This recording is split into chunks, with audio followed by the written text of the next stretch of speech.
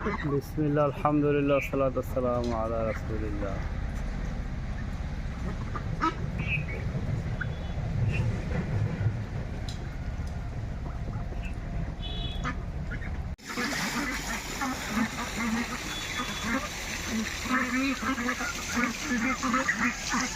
China Peking হাঁসগুলো দ্রুত বর্ধনশীল হওয়ার কারণে দিন দিন এগুলো পালার জনপ্রিয়তা বাড়ছে। খামারিরা এই হাঁস পেলে অনেক বেশি লাভবান হচ্ছে।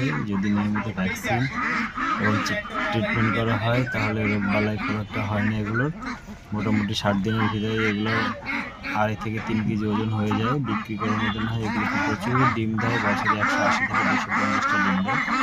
খাবার দাবার স্বাভাবিক দেশি হাঁসের মতোই খাবার দাবার খায়, ধান, ভুট্টা,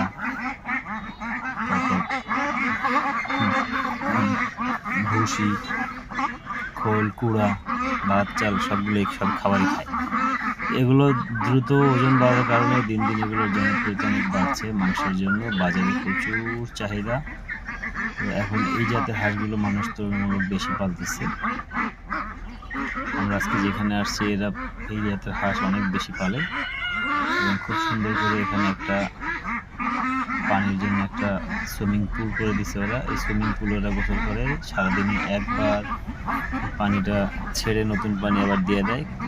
ট্যাপ আছে, ট্যাপটা ছেড়ে আবার পুরোটা করে দেয়। খুব সুন্দর সিস্টেম এখানে। এবং এর মধ্যে মাত্র 1-2টা চীনা হাঁস আছে, সবই হলো চায়না পিকিং জাতের হাঁস। যারা দেশি হাঁস পালন করতেছেন তারা চাইলে এই জাতের হাঁসগুলো পালন করতে পারেন। এই জাতের হাঁসগুলোতে সুবিধা হলো দ্রুত মাংস হয়, বাড়ে খুব দ্রুত, মোটামুটি 8 সপ্তাহের মধ্যেই বিক্রির উপযোগী হয়ে যায়। সেটার তুলনায় দেশি হাঁস খুব স্লোলি বাড়ে এবং এগুলোর যে ডিমের দেওয়ার হারও অনেক ভালো। মোটামুটি ঠিক মতন ভালো পুষ্টিকর খাবার দিলে সর্বোচ্চ 250টা পর্যন্ত ডিম দেয় এক বছরে। এটা আবার দেশি হাঁসে এত বেশি দেয় না। তো সেদিক দিয়ে এটা অনেক ভালো লাভজনক। অল্প সময়ের মধ্যেই বিক্রি করা যায়, বাজারে যেহেতু ভালো চাহিদা আছে। আর আটকায় পারলে একটু খাবার খরচ বেশি হয়, যেহেতু এগুলো ফার্মি টাইপের হাঁস। আটকায় পারলেই ভালো, রোগবালাই কম হয়।